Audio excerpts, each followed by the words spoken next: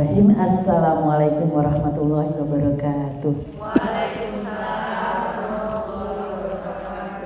Innal hamdalillah nasta'inu wa nastaghfiru wa na'udzubillahi min shururi anfusina wa min sayyiati a'malina may yahdihillahu fala mudhillalah wa may yudlil fala hadiyalah. Asyhadu an la ilaha illallah wahdahu la syarikalah wa asyhadu anna Muhammadan abduhu wa rasuluhu la nabiyya ba'dah. Allahumma sholli ala Muhammad wa ala ali Muhammad kama sholaita ala Ibrahim wa ala ali Ibrahim fil alamina innaka Hamidum Majid. Qala Allah ta'ala fil Qur'anil Karim, a'udzubillahi minasyaitonir rajim. Inna fi khalqis samawati wal ardh wa ikhtilafil laili wan nahar la ayatin likulil albab. Shadaqallahul azim. Ibu-ibu atau adik-adikku semua, marilah kita bersyukur kepada Allah Subhanahu wa taala. Pada kesempatan ini kita masih diberi kesempatan keluangan waktu untuk menambah amal ibadah kita, dan mohon ampun atas segala dosa-dosa yang telah kita lakukan, baik yang kecil maupun yang besar, baik yang sengaja atau yang tidak disengaja, baik yang kita tidak tahu atau yang kita ketahui. Dan selawat kepada manusia yang mulia, junjungan kita yang kita rindukan, dialah Nabi Muhammad Sallallahu Alaihi Wasallam.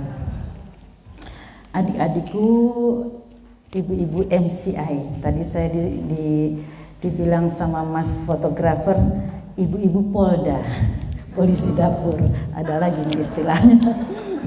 Bagi saya ibu-ibu adalah ibu-ibu yang hebat, luar biasa.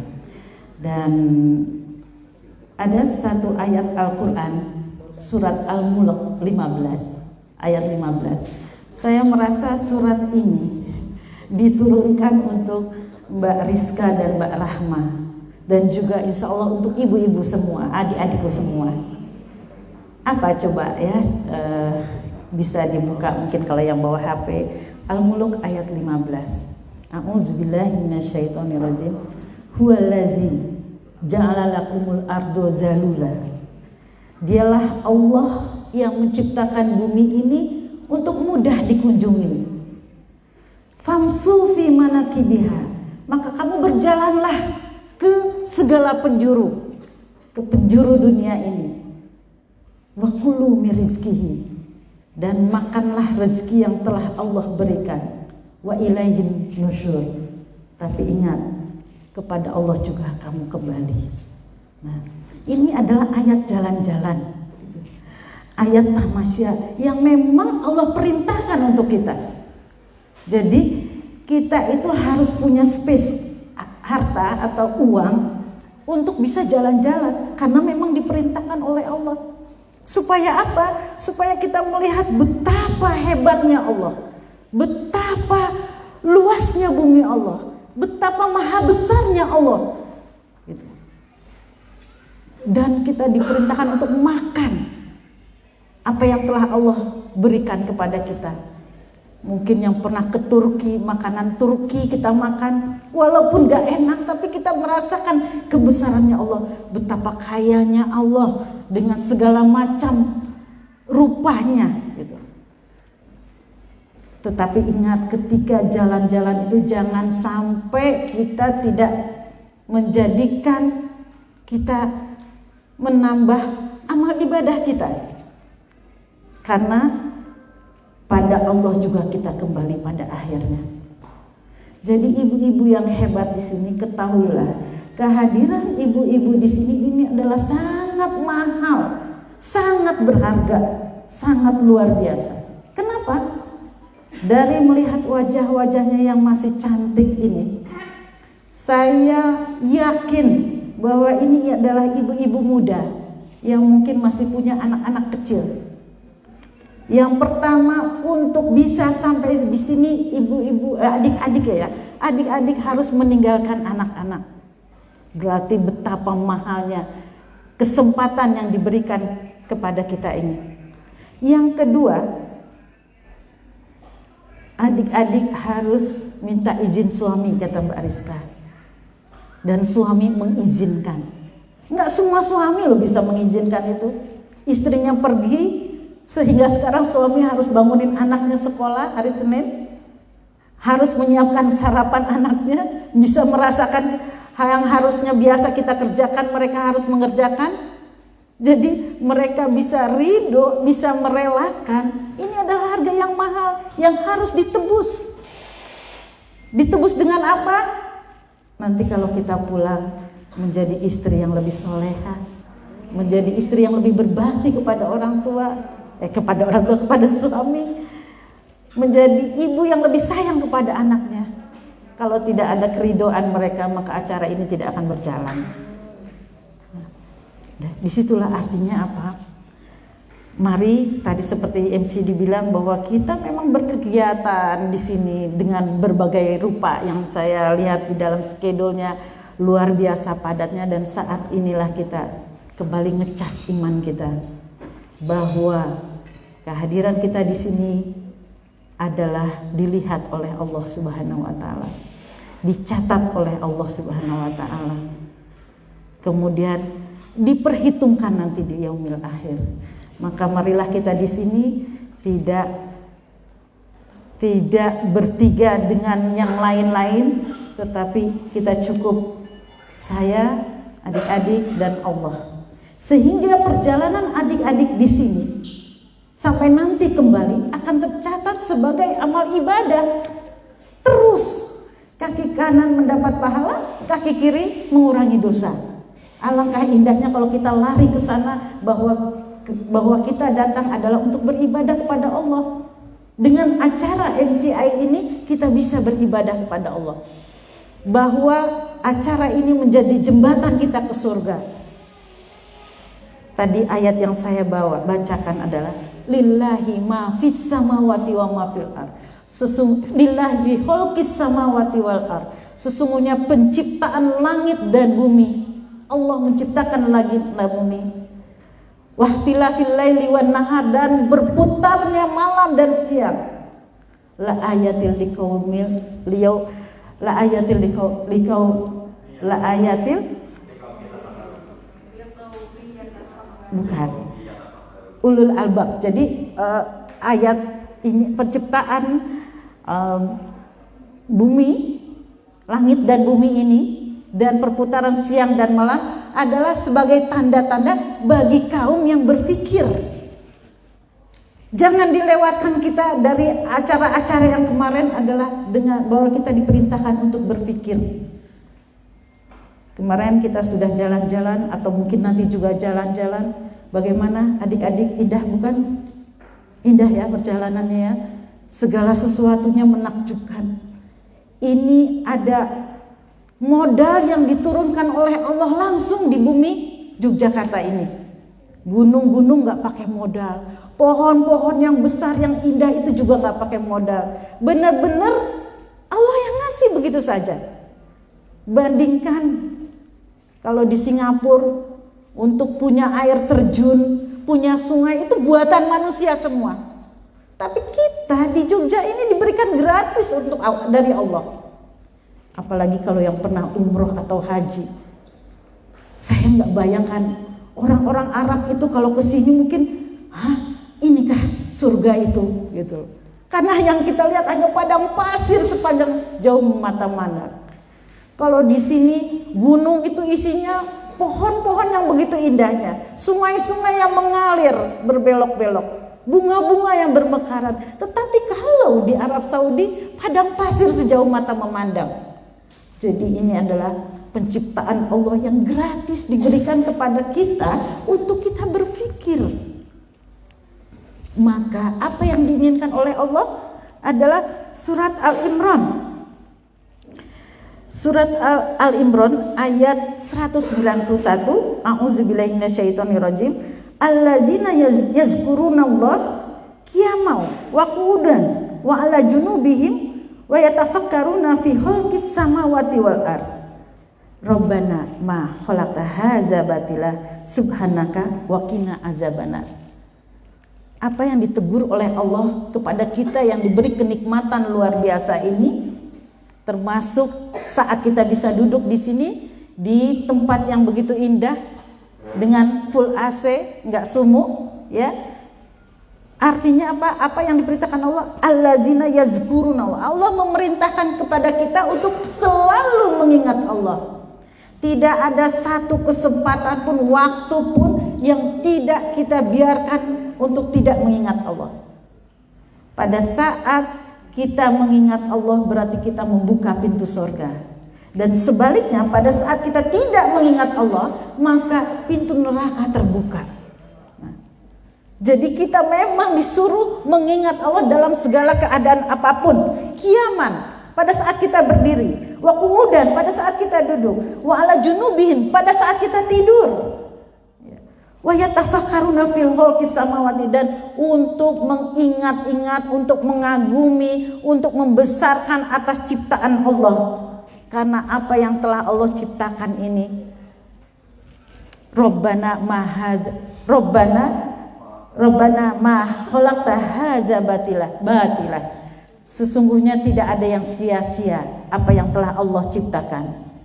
Dan subhanakallah wa qina azabannar. Maha suci Allah, maka kita bermohon untuk dijauhkan dari api neraka.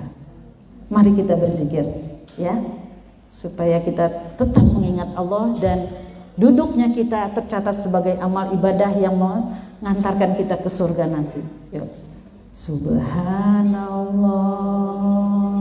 walhamdulillah wala ilaha illallah wallahu akbar.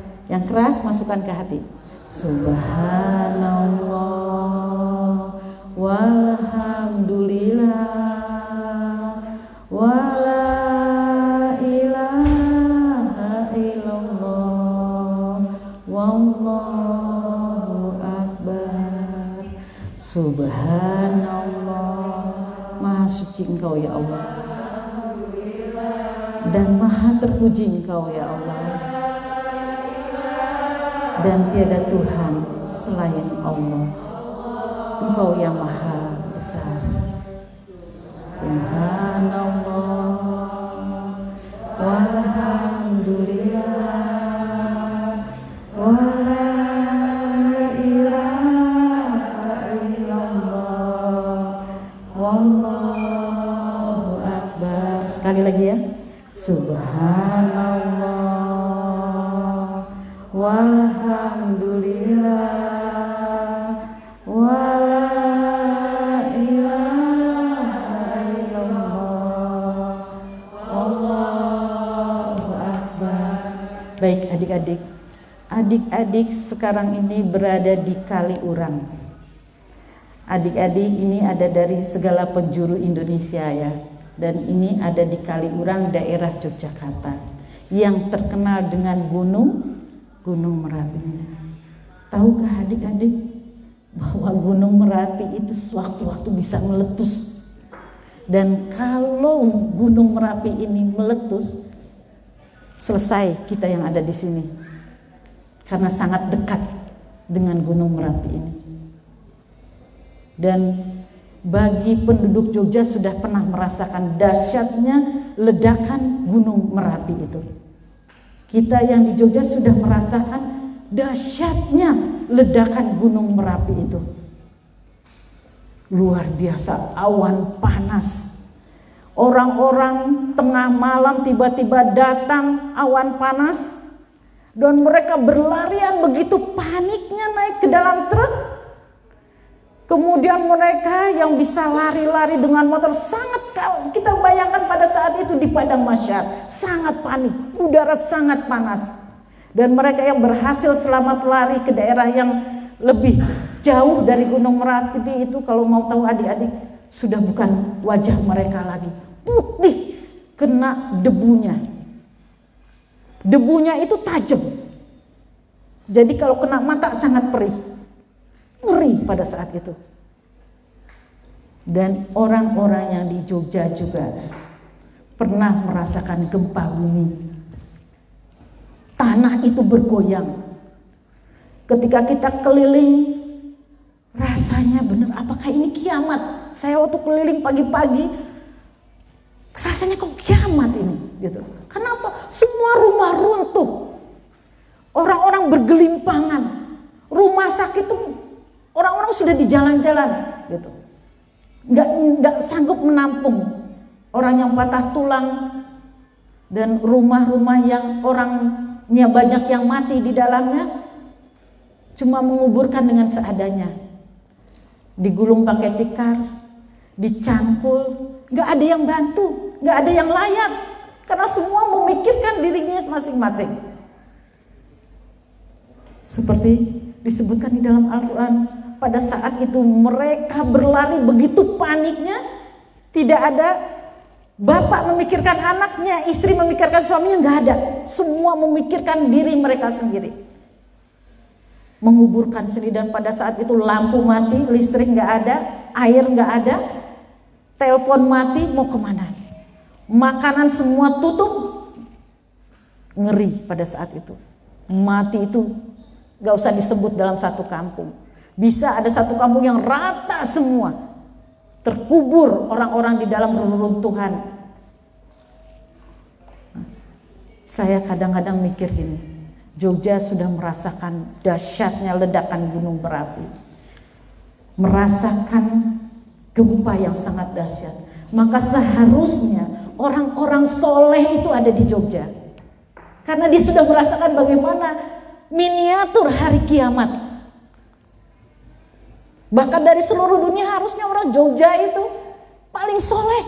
Setiap saat gunung bisa meletus. Bahkan katanya Yogyakarta itu ada lempengan-lempengan di bawah kaki kita yang bergerak setiap tahun 3 cm. Bayangin, bumi bergerak. Belum lagi satu lagi, tsunami juga mengancam karena dekat dari laut. Gitu. Jadi harusnya orang-orang soleh itu ada di Jogja. Ini sejalan dengan apa yang disampaikan oleh Allah di dalam surat An-Naml ayat 88. Sudah diperingatkan oleh Allah, ya. Apa yang kita lihat ini ternyata 1400 tahun yang lalu Nabi kita Muhammad SAW sudah menyampaikan firman dari Allah yang sesuai dengan ilmu pengetahuan yang saat ini kita hadapi. Apa yang disebutkan? Surat An-Naml ayat 88, dan engkau akan melihat gunung-gunung yang engkau kira berdiri di tempatnya, padahal ia berjalan seperti awan. Itulah ciptaan Allah yang mencipta dengan sempurna segala sesuatu. Itulah sebagian dari ciptaan Allah. Sebutkan gitu ya. Jadi pada 1400 tahun yang lalu Rasulullah sudah menyampaikan firman Allah yang sesuai dengan ilmu pengetahuan bahwa gunung itu tidak berdiri di tempatnya. Dia berjalan seperti awan. Dan kita sudah mengalami bagaimana pergerakan tanah pada saat itu menjadi belak gitu. Di Sulawesi bagaimana rumah yang tadinya di sini ada di sana gitu. Mungkinkah Al-Quran itu buatan manusia? Mungkinkah Al-Quran itu buatan Nabi Muhammad SAW? Dialah Allah yang menciptakan langit dan bumi, yang mengetahui segalanya, yang mengatur segala isinya. Ucapkan Allahu Akbar, Allahu Akbar, Allahu Akbar, Allahu Akbar. Kita kecil, kita tidak berdaya, kita tidak memiliki kemampuan apapun menolong diri kita sendiri kecuali atas pertolongan Allah. Mbak Rizka tidak mungkin bisa close order tanpa pertolongan dari Allah. Bahkan kita duduk di sini berbicara, berkumpul, tidak akan mungkin tanpa pertolongan dari Allah. Maka yang ingin saya sampaikan di sini, jadikanlah kesempatan ini, apa yang sedang adik-adik usahakan ini, bersama INCI. Apa INCI? Itu adalah jembatan adik-adik menuju sorga. Sebelum memulai sesuatu, ucapkan Bismillahirrahmanirrahim. Hanya dengan Engkau ya Allah kami bisa melakukan ini. Hanya atas izin-Mu lah kami bisa mendapatkan rezeki dari sini. Setiap melakukan apa, jangan lupa baca bismillah, sehingga apa yang kita lakukan menjadi nilai ibadah. Karena tidak ada nilai ibadah tanpa baca bismillah. Setiap keluar rumah katakan bismillahirrahmanirrahim, Allah la haula wala quwata illa billah. Serahkan sama Allah bahwa yang kita lakukan adalah ibadah. Kalau kita dapat sesuatu dari situ adalah hanya hiburan dari Allah, tapi sesungguhnya yang kita lakukan adalah ibadah. Karena apa? Pada suatu hari di pintu surga, orang-orang banyak menunggu. Jadi di surga tuh ada ruang tunggunya juga, namanya kintoro. Ada ruang tunggunya. Ada ahli sedekah mau masuk, jangan dulu. Ini bukan untuk kalian. Ada ahli puasa mau masuk, jangan dulu, ini bukan pintu kalian. Ada ahli jihad fisabilillah juga, nanti dulu, ini bukan untuk pintu kalian. Ternyata siapa yang didahulukan, dipersilakan, dialah para pedagang yang menjadikan dia berdagang adalah sebagai ibadah kepada Allah. Masya Allah, merinding kita sebagai para pedagang ini. Ternyata dimuliakan oleh Allah dengan syarat tadi bahwa yang kita lakukan adalah ibadah. Cuma itu yang Allah inginkan. Kalau sudah dengan niat ibadah itu, hati kita tenang. Kita dapat, kita bersyukur kepada Allah. Kita nggak dapat, berarti kita juga bersyukur kepada Allah. Teman kita yang dapat, kita bersyukur kepada Allah. Semua mengandung hikmah buat kita. Tadinya mau dapat nggak jadi, kita pun bersyukur kepada Allah karena kita diberi oleh Allah kemampuan menemukan hikmah dari setiap kejadian. Karena kita tahu innalillahi wa inna ilaihi rajiun. Sesungguhnya semua datang dari Allah, kembali kepada Allah. Kita itu tidak disuruh miskin. Saya tidak mengajak adik-adik untuk miskin. Di dalam surat Al-Jum'ah disebutkan, wa iza qudiyatis shalah fantashiru. Apabila kamu sudah menunaikan sholat, bertebaranlah di muka bumi ini, cari rezeki Allah. Kita nggak disuruh zikir sampai dengan asar, sampai dengan maghrib, enggak. Habis sholat Jumat, kamu pergi cari rezeki dari Allah. Jadi kita disuruh kaya, gitu. Kita tahu Utsman bin Affan, sahabat Abdurrahman bin Auf radhiyallahu anhu. Dia dicintai karena kaya. Dia dicintai karena kaya. Gitu. Utsman bin Affan itu sampai sekarang punya rekening atas usaha dia yang selalu terus diputar dan dimasukkan ke dalam rekening dan digunakan untuk amal jariah dia. Masya Allah, 1400 tahun lebih masih mengalir pahala jariah buat Utsman bin Affan. Dia seorang yang kaya, gak mungkin dia bisa begitu kalau tidak kaya. Dan kejadian yang paling viral pada saat itu, ketika Utsman bin Affan melihat orang harus membeli air dengan sangat mahal di sebuah sumur yang dimiliki oleh seorang Yahudi. Akhirnya Utsman bin Affan menawar sumur tersebut. Saya beli. Dan Yahudi itu menjualnya dengan harga yang sangat mahal, berlipat-lipat. Tapi Yahudi juga gak mau rugi. Silakan beli sumur saya separuh saja dengan harga yang sangat mahal pada saat itu. Dan Utsman membelinya dengan sangat mahal, separuh dari sumur. Dan membuat perjanjian pada si Yahudi itu. Wahai Yahudi, sekarang karena ini sumur udah jadi milik kita berdua, sehari saya yang mengambil, sehari kamu yang mengambil, sehari saya yang mengambil, sehari kamu yang mengambil. Yahudi itu oke, siap. Ini peristiwa paling viral saat itu. Dan apa yang dilakukan Utsman? Pada hari dia memiliki sumur itu, dia umumkan, silakan ambil air sebanyak-banyaknya, gratis. Akhirnya semua orang ngambil air dengan gratis sebanyak-banyaknya. Besok giliran si Yahudi, Dia jual air itu, tapi nggak ada yang beli. Gitu. Karena kemarin sudah ngambil banyak. Gitu. Nggak ada yang beli. Akhirnya putus asa si Yahudi itu, udah kamu beli semualah sumur ini. Gitu. Jadi dia pakai kekayaan dia untuk beribadah kepada Allah Subhanahu wa Ta'ala. Percayalah adik-adik, kalau sepulang dari sini bertambah ketaatan adik-adik kepada Allah, meniatkan ini sebagai jalan ibadah, jalan menuju surga, besok dunia dan seisinya akan taat kepada adik-adik. Apa yang akan diminta, insya Allah akan adik-adik dapatkan. Tapi memang saya tidak setuju kalau kita bersedekah dengan niat dunia. Seperti yang saat ini banyak kasus sedang dikasuskan itu. Kamu sedekah 1 juta nanti akan jadi dapat 10 juta. Enggak gitu hitungan Allah tuh.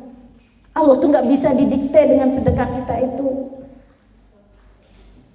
Kita bersedekah, kita akan dapat lebih banyak daripada apa yang kita sedekahkan menurut perhitungannya Allah. Saya sudah sedekah banyak, tapi saya tetap tidak plus order. Gitu. Itu kan perhitungan manusia. Asaan takrihu syai'an fahuwa khairul lakum. Menurut kita buruk, tapi ternyata baik bagi Allah. Apa?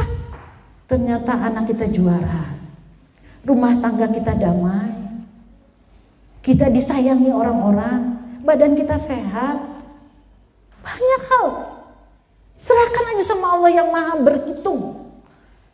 Semua ada perhitungannya. Bahkan kebaikan sebesar biji zarrah pun Allah akan balas, tidak pernah lupa. Allah itu paling tidak pernah lupa dan Allah paling menepati janji. Kita lihat lagi bagaimana Abdurrahman bin Auf, seorang yang sangat kaya. Ketika dia hijrah dari Mekah ke Madinah, kaum Ansor pada berebut.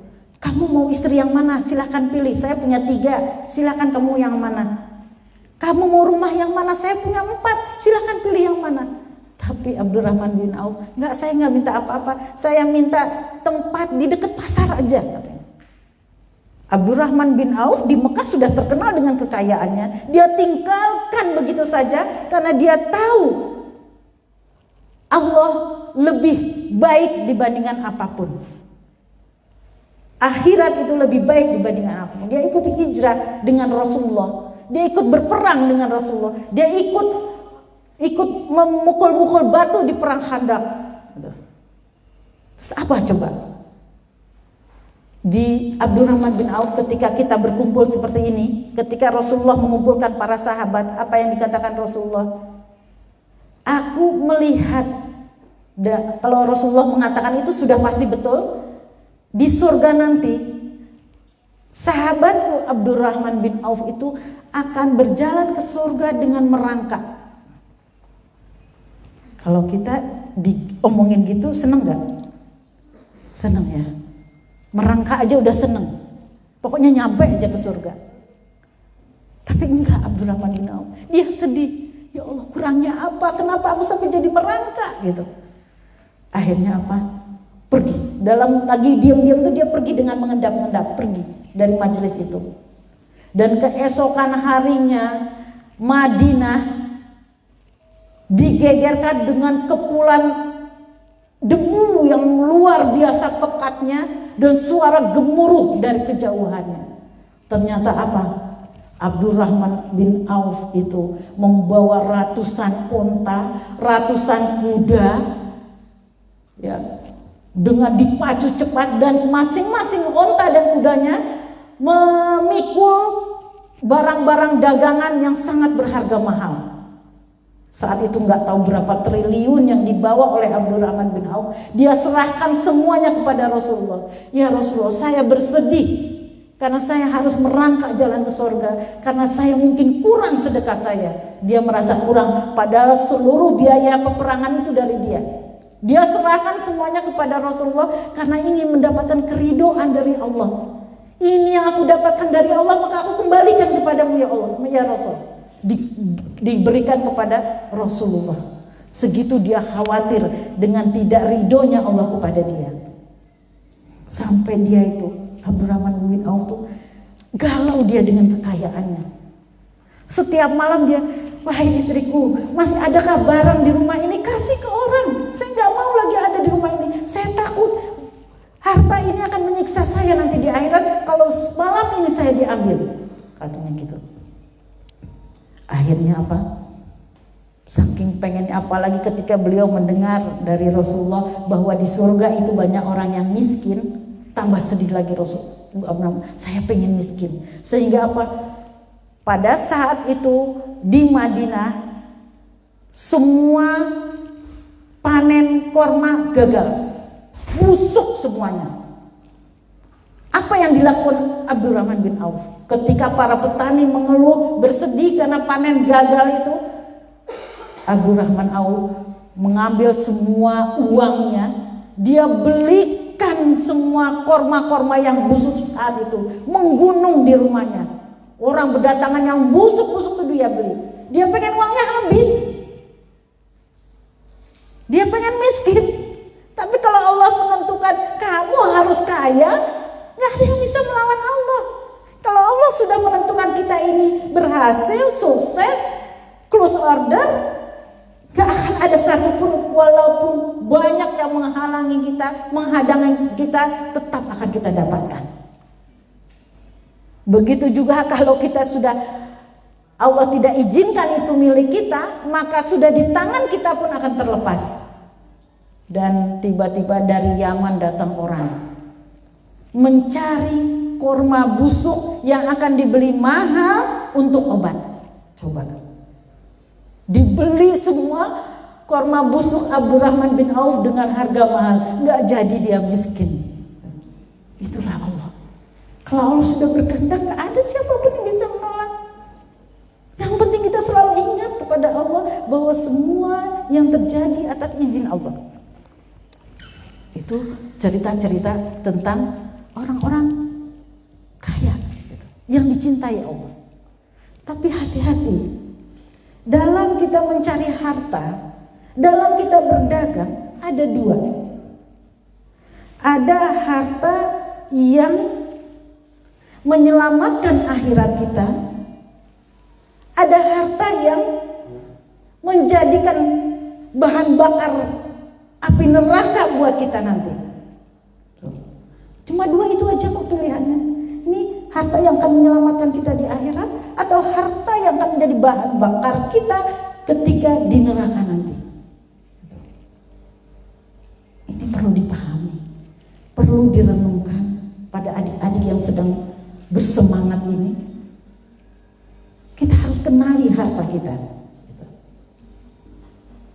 Maka tidak ada jalan lain bagi kita bila ingin harta kita adalah untuk menyelamatkan akhirat kita, menjadi jembatan kita menuju surga, menuju air sungai min tahtial anhar yang berkelok-kelok di akhirat nanti untuk kita sampai di sana. Maka kita harus berbisnis dengan Allah. Nah, jadi tema saya sebenarnya baru mulai nih, berbisnis dengan Allah. Enak loh berbisnis dengan Allah itu, gak ada yang kita takutkan, dan Allah akan membeli mahal apa-apa yang kita jual kepadanya. Membeli mahal. Enak berbisnis dengan Allah itu. Allah tidak akan curang, Allah tidak akan lupa mencatat, Allah tidak akan lupa membalas. Ya, jadi bagaimana kita untuk bisa berbisnis dengan Allah? Yang pertama adalah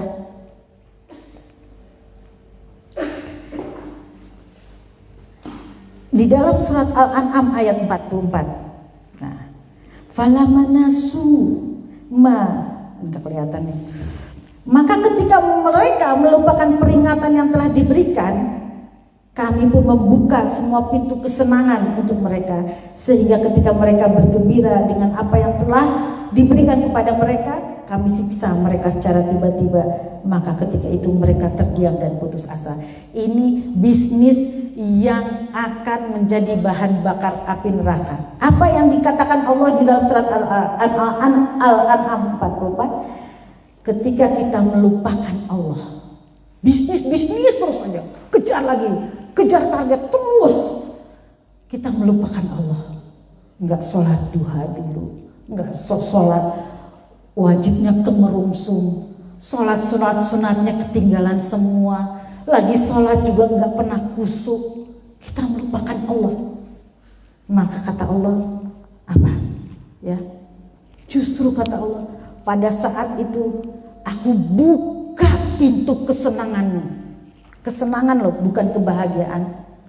Ketika kita kejar-kejaran siang dan malam untuk bisa memperoleh ini semua semangat kita, semua ambisi kita nggak ditutup sama Allah tuh, justru dibuka pintu kesenangan. Dapat lagi, wah dapat lagi, terus dapat, dibuka sama Allah. Gitu. Pintu kesenangan, ingat, Allah tidak menyebutkan pintu kebahagiaan, karena bahagia itu ukurannya dari Allah. Tapi senang kita, dapat lagi, bisa bikin rumah satu, bikin rumah dua, pergi terus. Kita lupa, sholat lupa. Tadinya masih sholat walaupun gak khusyuk. Lama-lama karena mau ketemu klien nih, kalau gak setelah pergi, setelah gak dapet, setelah diambil orang, maka kita tidak sholat lagi. Kemudian Allah buka pintu kesenangan, uang banyak berlimpah.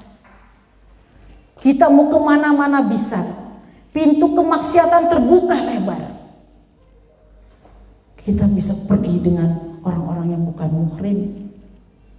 Mantan-mantan kita pada mendekat semua. Ujian kemaksiatan itu dibuka sama Allah. Betul. Bukannya kita macet, enggak.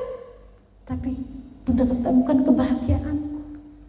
Di situ kata Allah apa sambungannya? Kami akan membuka pintu kesenangan untuk mereka, sehingga ketika mereka bergembira ya, dengan apa yang telah diberikan kepada mereka, kita gembira, senang, wah disanjung-sanjung gitu. Lalu kami siksa mereka secara tiba-tiba, maka ketika itu mereka dalam keputusasaan, dapat semua uang banyak, ngalir nggak ada berhentinya, masya Allah, tabungan di rekening nambah terus. Tapi kata Allah, pada saat itu ingat, akan aku siksa mereka secara tiba-tiba. Tiba-tiba apa? Suami nikah lagi, anak-anak narkoba, yang cowok, yang cewek datang kepada kita, Bu, saya hamil 3 bulan. Hah? Siapa bapaknya? Gak tahu. Ketika kita sudah melupakan Allah, Allah bilang siksakan kami, tiba siksa sampai akhirnya kita putus asa. Kita putus asa. Udah mulai kena stroke karena berbagai macam ujian. Kita putus asa. Buat apa ini semua? Kerja siang malam, buat apa ini semua? Rumah yang megah, kita mau jalan aja susah, mau makan ini dilarang, semua dilarang, mau pakai baju yang indah, badan kita udah kurus, mau ke rumah anak lagi bertengkar dengan suaminya, ribut semuanya, sampai kita terperangah, kaget, gak bisa berbuat apa-apa, mau diulangi lagi gimana? Itu masih untung kita masih kalau dalam keadaan hidup, walau dalam keadaan sudah nggak punya daya apa-apa. Kalau langsung mati, gimana kita bisa mempertanggungjawabkan apa yang sudah kita dapatkan? Sikut sana, sikut sini, menyakiti teman sejawat, menelikung dari belakang, nggak jujur dalam presentasi, pokoknya dapat duit, pakai duit. Itu ingat, akan disiksa kita. Sampai kita terdiam, bingung, putus asa. Nauzubillah min dzalik. Ini bukan buat kita. Ini ayat bukan buat kita. Ini ayat bukan buat adik-adik yang semuanya berkerudung cantik. Yang datang ke sini dengan izin daripada suami? Bukan. Nah, itu. Jadi dari surat Al-An'am itu kita tidak ada pilihan lain.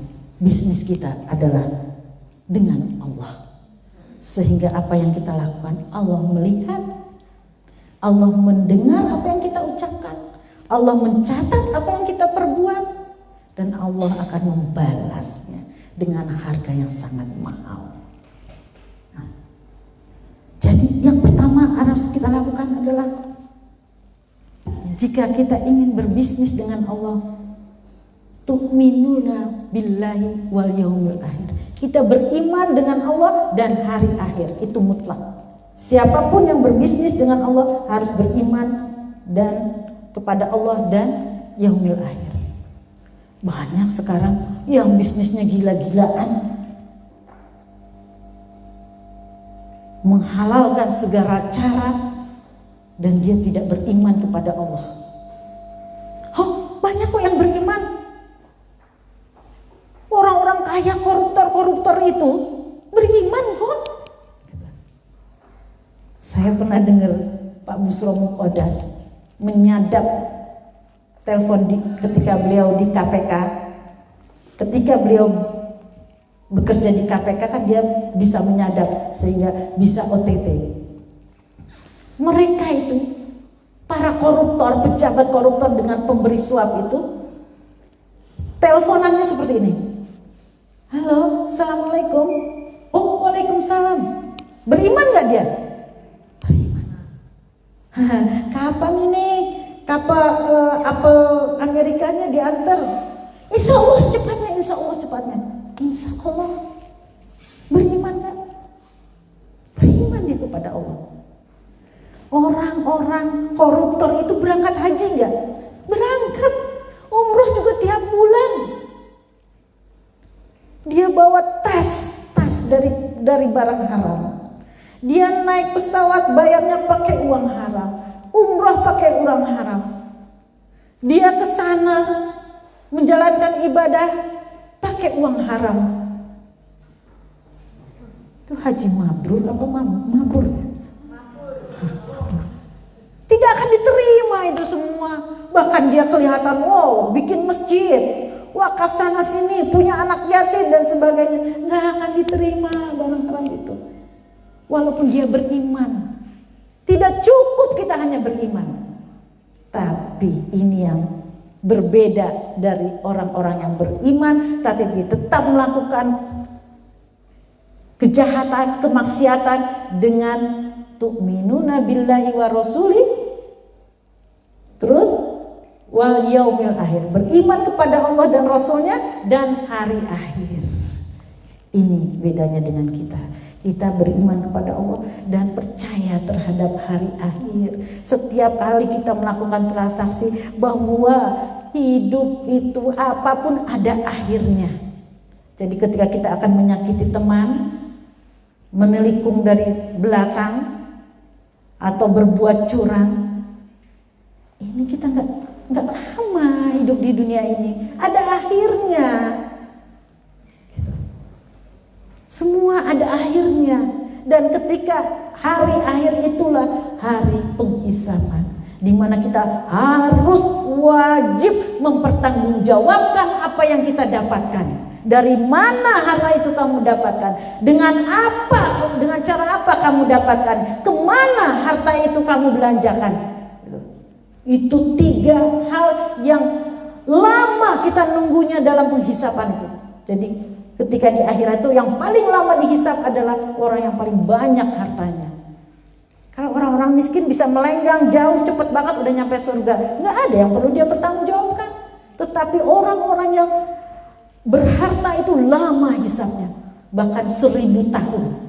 Padahal 1 hari di dunia itu sama dengan 1000 tahun di akhirat. Jadi 1000 kali 1000, lama sekali. Orang naik sepeda lewat. Kamu naik sepeda tapi cepat nyampainya. Kita naik Pajero baru sport, belum yang naik Alphard, lama hisapnya. Dari mana kamu dapatkan? Dengan cara apa kamu dapatkan? Kemana kamu belanjakan harta itu? Itu susah banget. Tetapi orang-orang yang mampu mempertanggungjawabkan 3 hal tersebut, dia mendapatkan pintu surga yang tidak dimasuki oleh orang-orang selain para pedagang ini. Gitu. Jadi kita ini bedanya beriman ya, tapi kita harus ingat ada yaumil akhir di mana tidak ada satu biji zarah pun yang tidak kita pertanggungjawabkan. Ucapan-ucapan kita kepada klien, kalau ada bohong-bohongnya, kalau ada licik-liciknya, itu akan dipertanggungjawabkan. Satu kata pun. Jadi beriman kepada Allah dan yaumil akhir. Yang kedua adalah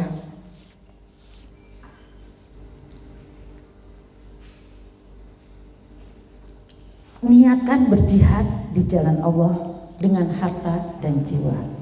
Ini luar biasanya ibu-ibu ini. Adik-adik ini sebenarnya diistimewakan oleh Allah.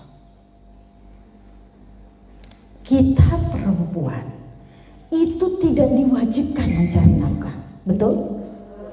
Tidak diwajibkan mencari nafkah.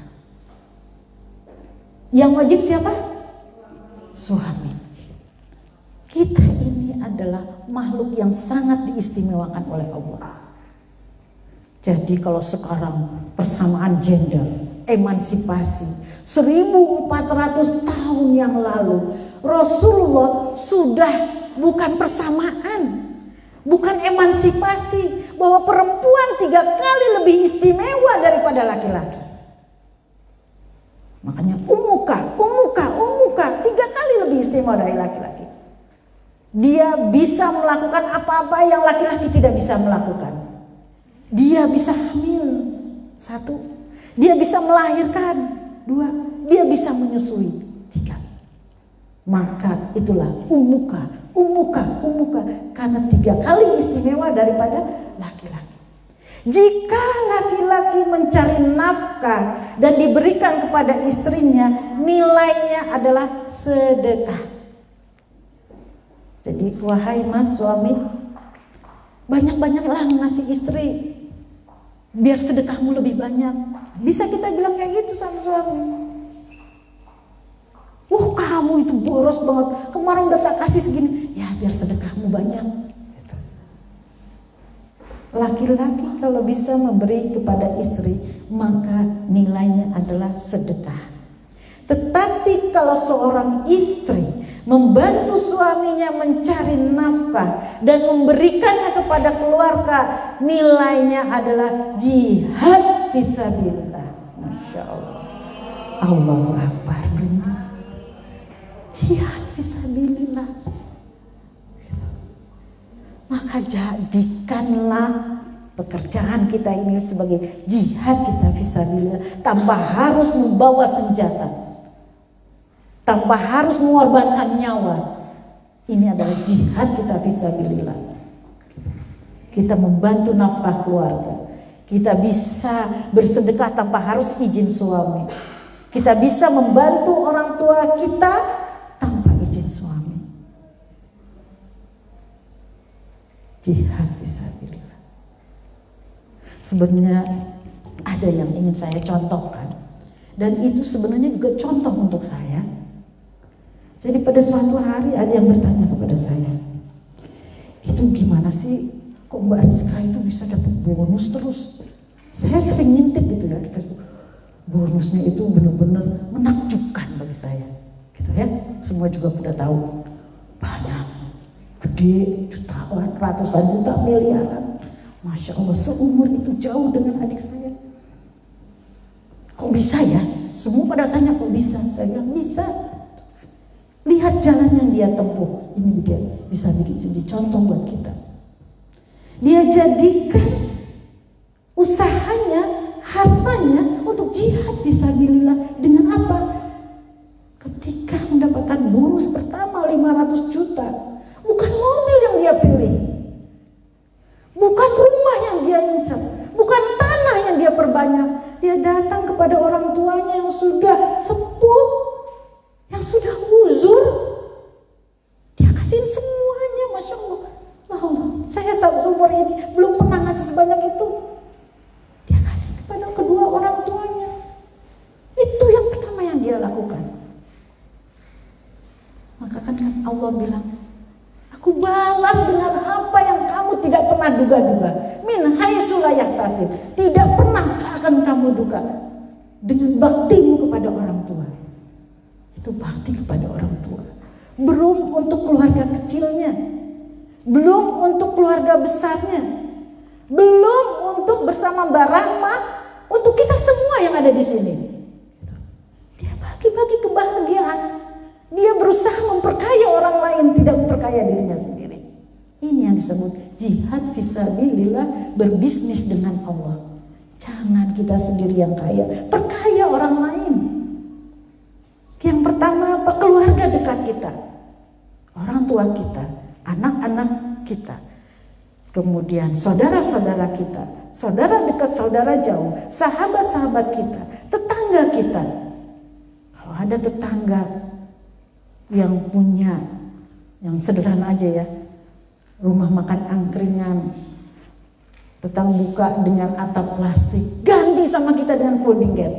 Sebisa mungkin kita bikinin toko kecil sehingga dia bisa mencari uang dengan nyaman dan memberi makan anak-anaknya. Keren. Memperkaya orang lain, berusaha memperkaya orang lain. Saya juga punya, misalnya dengan cara ini.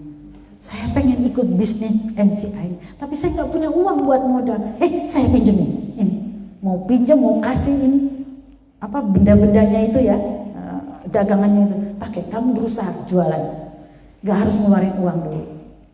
Itu juga sama dengan berbisnis dengan Allah, berusaha memperkaya orang lain, tidak hanya untuk memperkaya diri sendiri.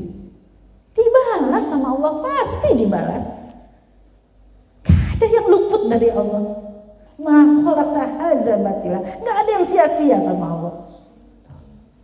Tadi beriman, kemudian jadikan jihad fisabilillah, kemudian menjaga dari yang haram. Jangan salah, omongan dusta juga haram, licik juga haram, menyakiti orang juga haram. Bukan cuma makanan. Kita jaga betul. Apa yang akan kita bicarakan harus sesuai dengan apa yang kita berikan. Rasulullah itu, makanya dia diincar atau ditaksir oleh ibunda kita Khadijah, karena dia berbisnis dengan begitu eloknya. Rasulullah pergi ke Sam membawa barang-barang Khadijah. Setiap kali pulang jualan, tidak ada satu batal, satu butir pun barangnya yang tersisa. Habis terus. Gitu. Sampai Khadijah, coba lihat cara dia berjualan, kok bisa kayak gini? Ternyata Rasulullah kalau berjualan apa? Kita seneng gak kalau kita langganan, akan jadi langganan gak? Kita punya toko buah. Toko buah itu selalu, Mbak ini loh yang manis-manis, kalau ini kurang manis nomor 2-nya, sehingga kita pasti akan beli di situ terus karena nggak akan tertipu. Coba kalau kita bawa pulang ternyata yang dibawa pada busuk, padahal kita pilih tadi deh yang bagus-bagus, atau kita menyerahkan kepada pedagang itu, tolong pilih yang bagus, ternyata di rumah yang dibawa taruh yang busuk-busuk, bakal balik nggak kita kepada pedagang itu? Nggak bakal balik. Rasulullah mencontohkan berdagang bahwa ini yang bagus-bagus nomor 1, ini yang kurang bagus, ini yang kemarin loh, gitu. Ini yang udah dipakai misalnya gitu. Miskin nggak Rasulullah? Kaya Rasulullah itu. Ketika beliau nikah dengan ibunda kita Khadijah, mas kawinnya apa? 100 ekor unta. Berapa miliar itu? 100 ekor unta. Berapa miliar itu? Mana coba laki-laki yang sanggup ngasih zaman sekarang istrinya seperti itu? Rasulullah sudah memberikan seperti itu. Kenapa? Bisnisnya yang berhasil sukses.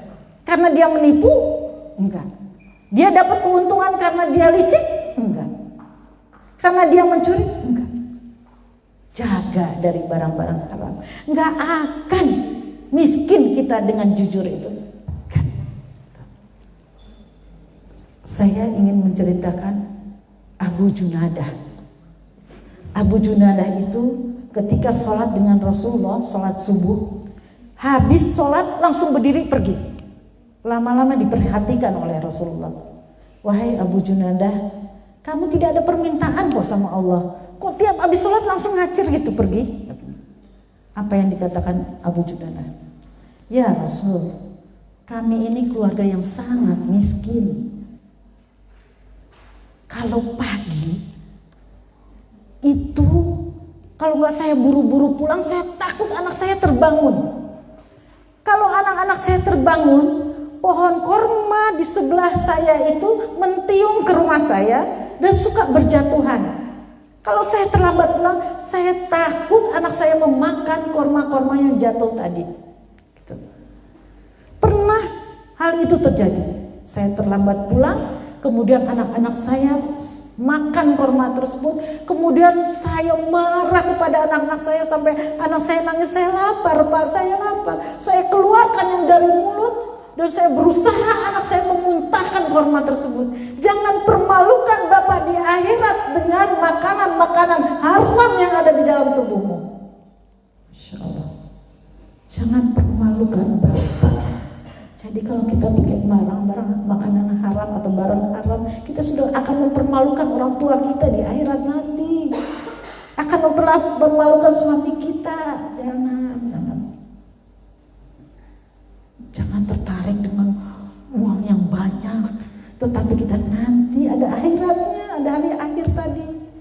Jangan permalukan Bapak dengan barang-barang haram yang kamu makan. Keluarkan. Sampai saat itu di dalam sebuah hadis Rasulullah menitikkan air matanya. Kok ada orang setakwa itu? Akhirnya Rasulullah meminta para sahabat, tolong beli pohon korma tadi, berikan kepada dia. Allah nggak tidur, ada jalan ternyata. Gitu. Tahu Umair bin Sa'ad, dia adalah gubernur kebanggaan Umar bin Khattab. Seorang gubernur. Ketika Umar bin Khattab datang ke negeri Sam, di mana gubernurnya adalah Umair bin Sa'ad tadi. Umar bin Khattab mendatangi kalau kita menteri keuangannya gitu. Wahai atau menteri sosialnya, wahai Pak Menteri, tolong data orang-orang miskin di daerah ini atau di negara ini, di Sam ini. Didata sama si menteri sosial tadi.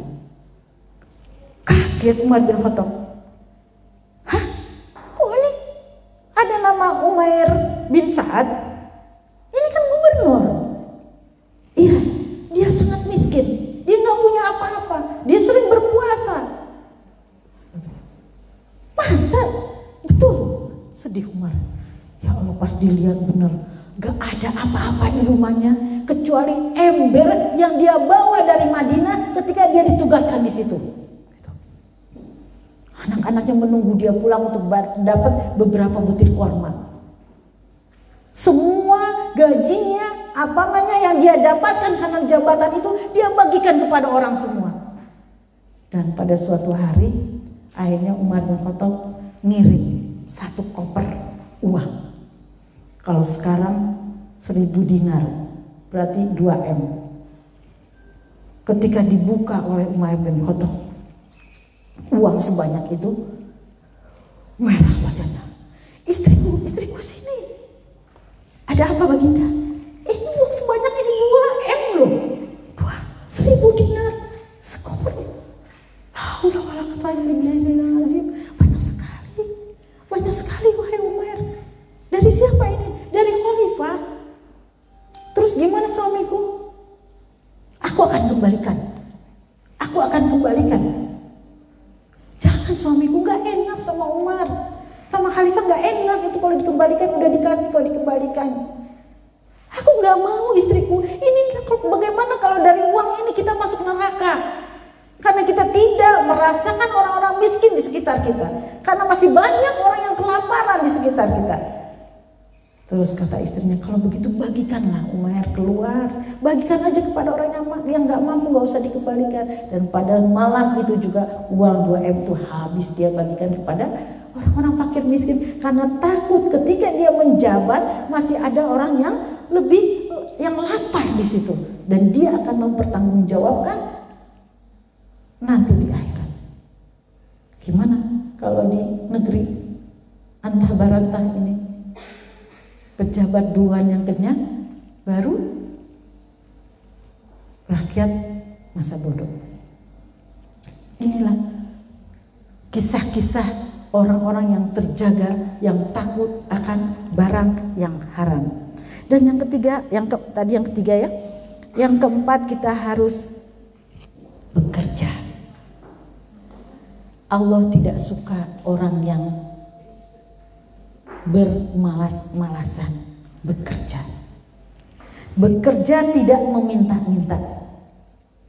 Gitu.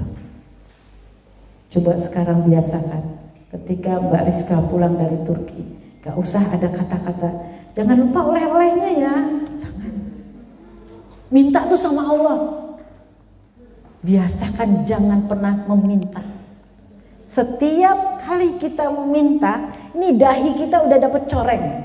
Dicoreng dan ditampakkan ketika kita nanti di akhirat, coreng sampai udah nggak ada dagingnya, isinya corengan semua karena sering minta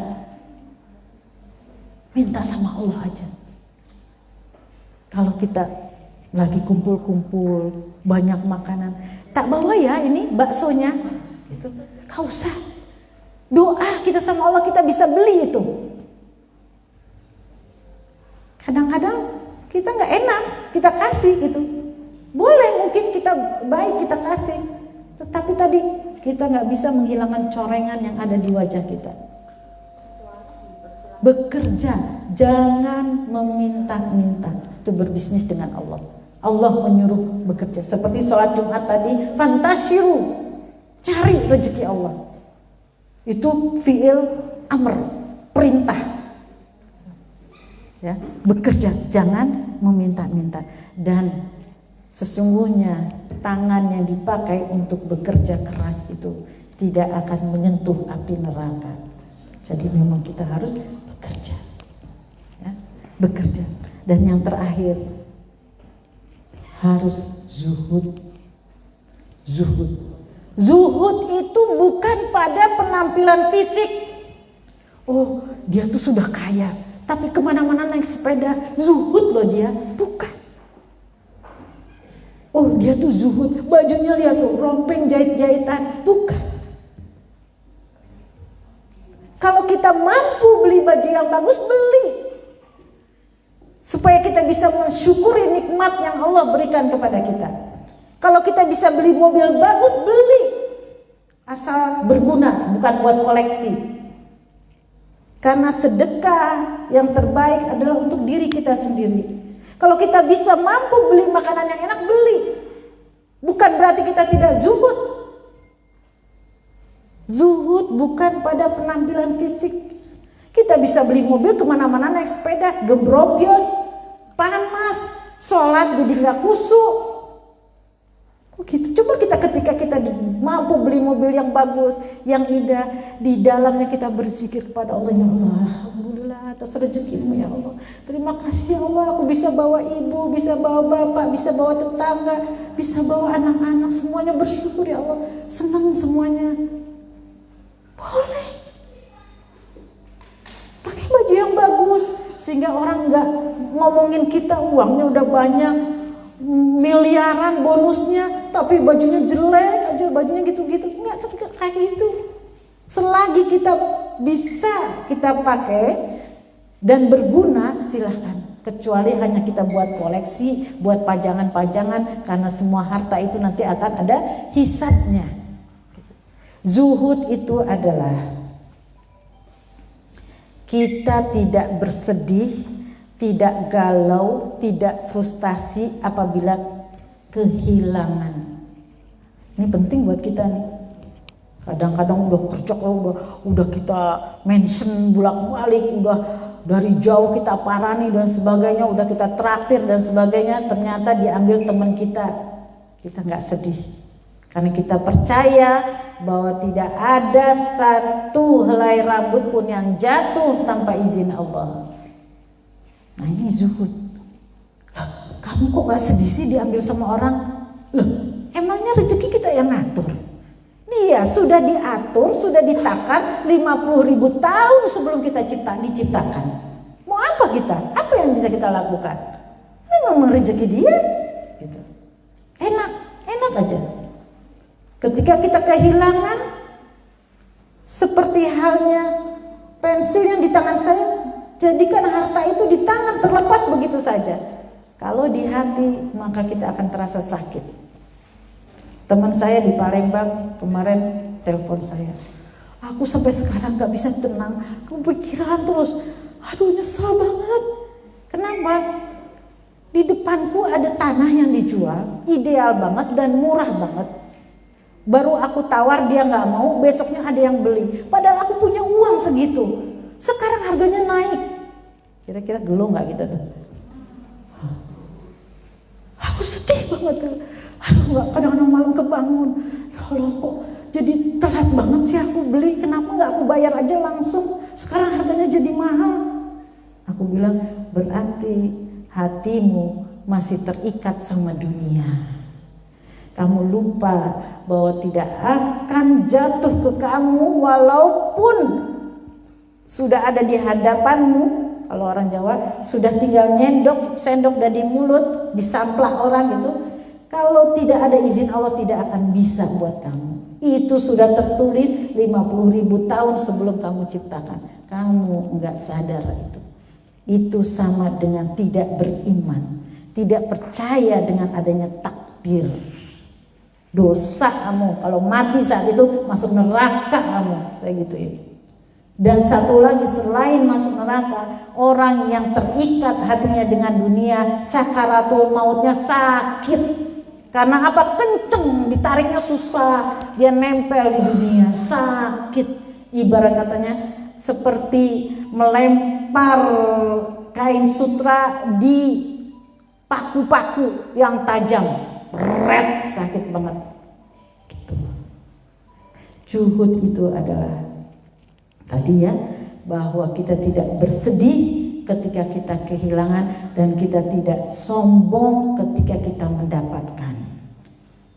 Sedikit pun kita nggak boleh sombong karena apa yang kita miliki tidak ada kemampuan kecuali apa yang telah Allah berikan.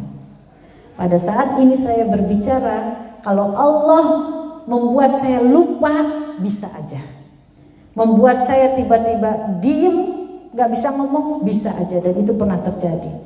Ketika saya sudah siap jamaah banyak, saya mau ngomong, tiba-tiba sakit saya kumat, gak bisa keluar kata-kata. Bisa. Jadi semua kemampuan kita, apa yang kita dapatkan, tidak lepas daripada pemberian Allah Subhanahu wa ta'ala, supaya kita bisa mengingatnya.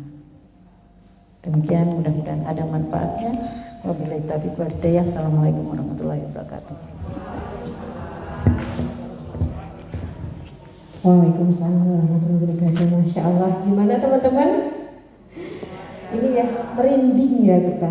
Saya paling speechless waktu tadi Bunda Nofri mengatakan ya, laki-laki ketika dia memberikan nafkah kepada keluarganya itu bernilai sedekah. Tapi ketika seorang istri memberikan nafkah kepada keluarganya, maka itu bernilai jihad fisabilillah. Masya Allah, ini kayaknya bisa kita benar-benar jadikan tagline-nya. Allah ini udah ngebuka itu jihad buat kita selebar-lebarnya.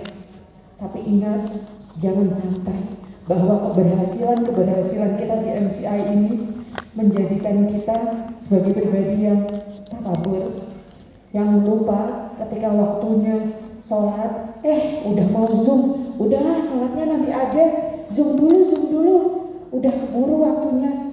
Lagi mau meeting grup, Allahu Akbar, dengan suara adzan. Udahlah, makan dulu, arisannya dibuka dulu. Kalau kita mau memenangkan dunia, maka menangkan dulu hati Allah. Kalau kita mau bisnis kita bermanfaat dunia dengan akhirat, maka berbisnislah dengan Allah. Masya Allah, terima kasih sekali untuk Bunda Nofri Hartini Tanius. Benar-benar jadi siraman rohani untuk kita semua, Bun. Masya Allah, tabarakallah, terima kasih untuk ilmu jariahnya pagi hari ini ya. Kita kasih aplaus dulu dari teman-teman. Oke, langsung ya, Bu Rizka. Matur nuwun Saya pulang ya. Masya Allah, terima kasih.